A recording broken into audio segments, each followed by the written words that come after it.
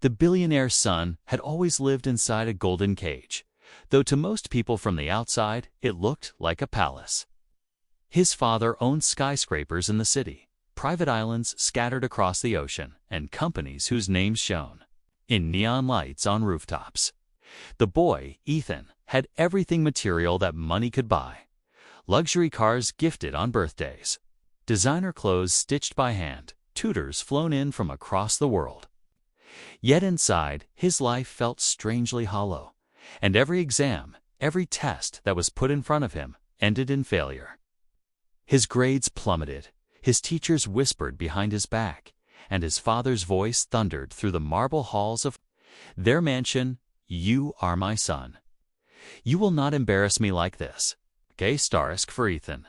The classroom was not a place of discovery, but a chamber of fear. He sat in the back, trying to blend into the furniture while his mind wandered, unable to focus. Words on the page blurred together. Equations danced and slipped away before he could grasp them. Despite being surrounded by tutors and endless resources, something inside blocked him from learning. More than once, he overheard his father mutter, "Maybe he's just useless," not realizing the boy could hear. Each word sank like a stone into Ethan's chest. In school, classmates didn't treat him like one of their own either. Some envied him for his wealth. Others mocked him when he couldn't solve simple problems. Teachers felt pressure from the billionaire father to make the boy succeed, but the pressure only built higher walls around him.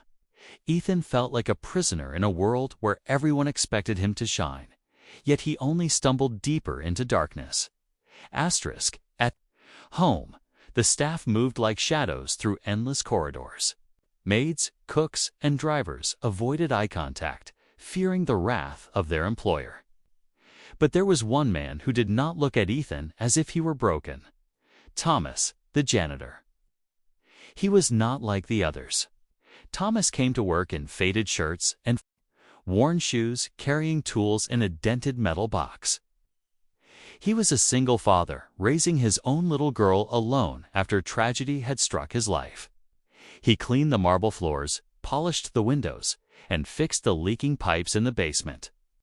Yet whenever Ethan wandered close, Thomas always greeted him with a warm smile that seemed out of place in that cold house.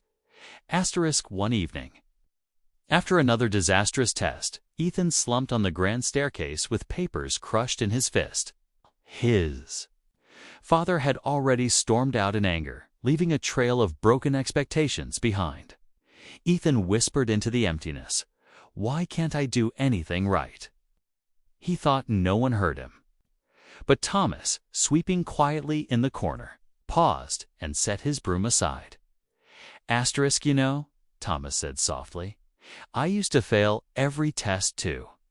Ethan lifted his head in disbelief. "You?" Thomas nodded, sitting down a few steps below him. "When I was your age, I couldn't understand half of what the teachers said. I thought I was dumb. But then someone showed me something no one had before, a way to see the world differently, not through fear of failure, but through curiosity." Ethan frowned. "That doesn't make sense. If I can't pass, then I'm just stupid." Thomas shook his head firmly. "No, failing isn't proof that you're stupid. It's proof that the way you've been taught doesn't work for you. The problem isn't you, it's the method." That night, instead of walking away, Thomas took Ethan to the mansion's old library, a place long forgotten, covered in dust. By flickering lamplight, Thomas pulled out books, not of equations and rules, but of stories. He read to Ethan about inventors who failed 1,000 times before success, about artists who were called mad until the world understood their genius. He told Ethan about his own daughter, who struggled in school until she found her love for painting. Day after day, Thomas returned. He showed Ethan that learning was not about memorizing facts to please others, but about discovering connections. Instead of solving math on paper, they built things together. A birdhouse measured with rulers, a kite that needed angles to fly, puzzles that required logic instead of formulas.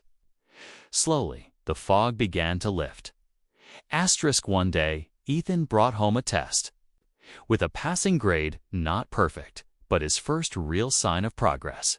He ran to Thomas, holding the paper like a trophy. "I did it," he shouted. Thomas smiled, patting his shoulder. "You see, you never were broken. You just needed to find the right key." The change in Ethan did not go unnoticed. His teachers began to see effort where once there had only been resignation. His classmates, surprised, started to respect him instead of sneering. Even his father, though skeptical, could not ignore the transformation. But what shocked the billionaire most was when he found Ethan late one night in the study. Not playing games or scrolling his phone, but working through problems with a determined look in his eyes. "Who taught you this?" his father demanded. Ethan hesitated, then told the truth. "Thomas." The billionaire was stunned. His son, with all the tutor's money could buy, had been saved by the janitor. At first, he dismissed it as nonsense, but curiosity gnawed at him. He began to watch secretly from a distance. Seeing how Thomas spoke with Ethan, not commanding, not belittling, but guiding with patience. Slowly, even the father's hardened pride began to crack. Weeks turned into months. Ethan not only began to pass his tests, but to excel in areas he once feared most. More importantly, he discovered confidence. The boy who once hid in the shadows of expectations began to stand tall. He started helping classmates who struggled, remembering how Thomas had helped him. One evening, Ethan's father called Thomas into his office. The billionaire, usually cold and dismissive, looked directly at the janitor. "I don't understand how you did it," he admitted, "but you gave me back my son." Thomas simply replied, "I didn't give him back. I just reminded him he had the strength all along." For the first time, the billionaire shook the janitor's hand with genuine respect.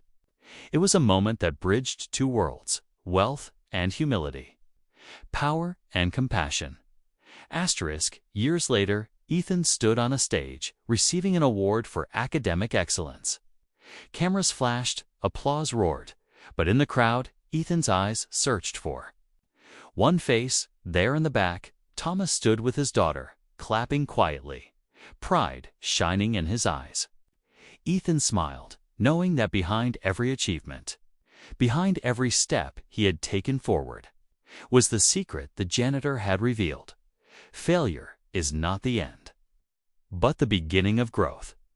From that day on, Ethan carried the lesson into every part of his life. He would never forget that in the halls of his father's mansion, it was not wealth or privilege that saved him, but the wisdom of a single dad janitor who had nothing yet gave everything.